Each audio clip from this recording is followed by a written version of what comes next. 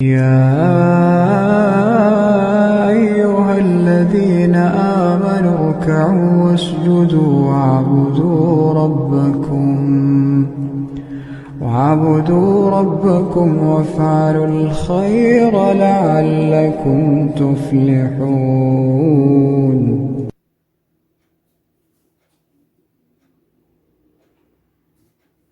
السلام عليكم ورحمة الله وبركاته. ازيكم يا حبايبي؟ عاملين ايه؟ يا رب تكونوا بخير. يوم جديد ويوم سعيد علينا وعليكم يا رب. انت هتندمي ندم عمرك لو مجربتيش طريقة السنجاري بالطريقة بتاعتي. بجد هيفرق معاكي فرق شاسع. الطريقة اللي انا هقولك عليها النهاردة في الفيديو هتديكي حتة لحمة من السمك مسكرة عسل. التتبيلة اللي على السمك او الخلطة اللي معمولة دي هتحبيها اكتر من السمك نفسه. تابعي معايا الفيديو للاخر وانت هتاكلي احلى سنجاري كلتيه في حياتك. مش عشان انا اللي عاملاه والله، بس بجد حقيقي وصفة السمك دي من انجح الوصفات بتاعة السنجاري اللي هتديكي طعم في حتة تانية خالص. وسهل جدا، ما بياخدش وقت. وهناكله النهاردة مع العيش القمر ده اللي احنا خابزينه في البيت. برضو هسيبلك الرابط بتاع العيش في صندوق الوصف. وقبل ما ابدأ الفيديو اوعي تنسي تحطي لايك وتشتركي في القناة وتفعلي زر الاشعارات على الكل عشان يوصلك كل جديد انا بنزله. هنبدأ الفيديو دلوقتي وان شاء الله تطلعي مستفيدة. وهنقول بسم الله الرحمن الرحيم. هنجيب سمك تونة او مكاريل. السمك التونة او المكاريل انا مش بعرف افرق بينهم قوي يعني، بس هما الاتنين من نفس الفصيلة.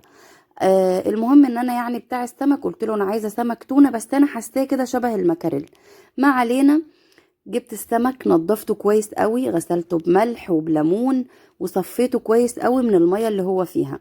هتبله الاول تتبيلة معتبرة، عندي هريسة شطة. وفي الوصفة دي تتبيلة السمك كل ما هتكون حراقة هتديكي طعم فوق الروعة.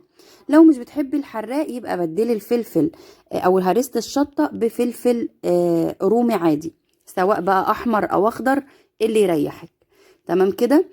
انا حاطه هنا هريسه شطه، حطيت عليها حوالي 5 6 فصوص توم او حتى 10 فصوص. معلقه صغيره كمون ومعلقه ملح. لا، حطيت هنا معلقتين لان رجعت زودت ملح تاني لحد ما الملح ظبط معايا. وهعصر كمان الليمونتين اللي انتوا شايفينهم دول. طبعا السمك يعني كمون وليمون بيدوكي طعم فوق الرائع. هتبل السمك كويس جدا، يعني هخلي لحمة السمك كده كلها متطعمة بالتتبيلة اللي انا عاملاها دي. وبعد كده هبتدي ان انا احطه في الفرن. بس في البداية كده عايزاكي اهم خطوة قبل ما تبدأي في السمك ومن اسرار نجاحه هتكة تاني على حتة النظافة. لازم تكوني منظفة السمك كويس قوي ومصفياه من اي مية فيه، لان كل ما يكون السمك متصفي من المية بتاعته ما بتشميش ريحة زفارة، وبتلاقي حتة سمكة لحمتها كده نظيفة وما بيبقاش فيها اي زفارة في بقك ولا زناخة كده زي ما انت شايفة.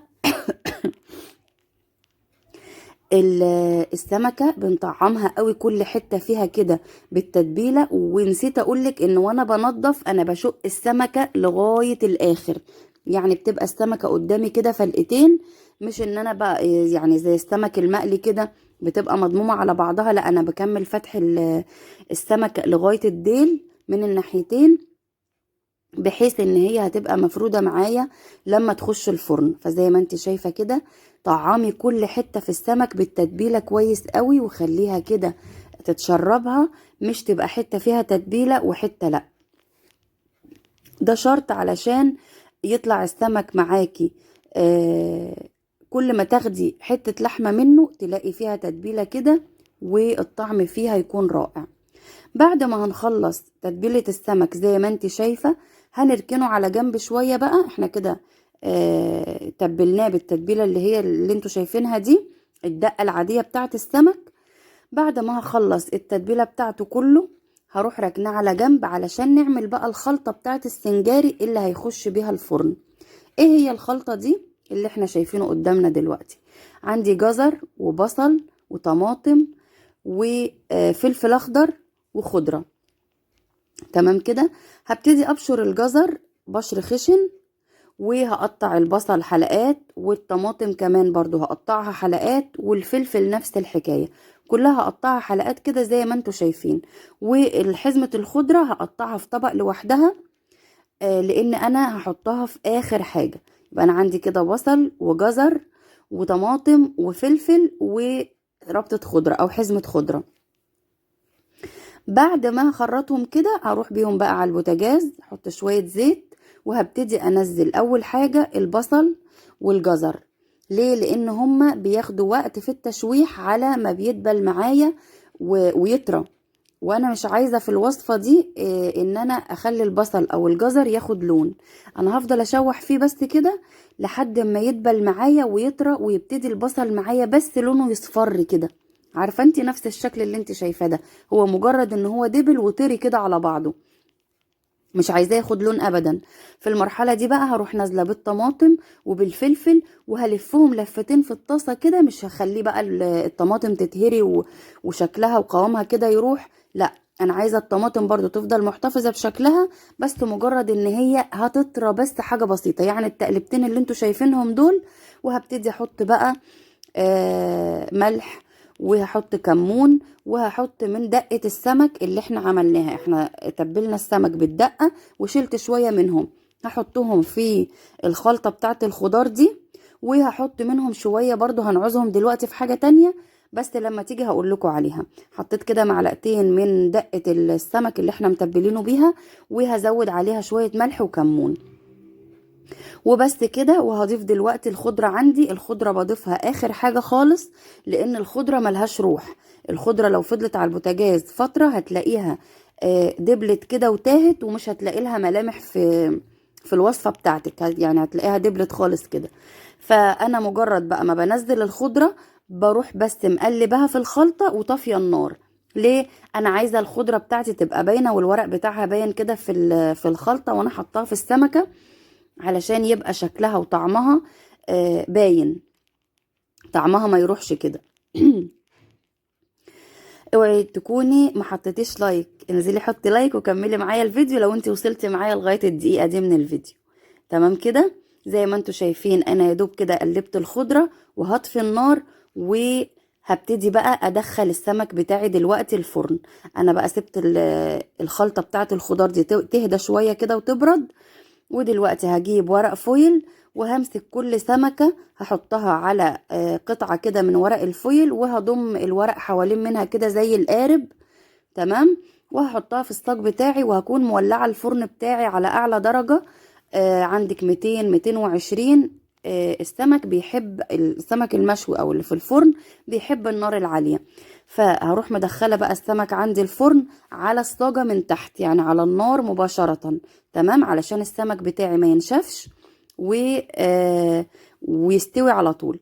دلوقتي بقى شوية الدقة اللي انا قلت لكم هفوضهم، هنعملهم للدقة السايلة دي او الخلطة السايلة دي.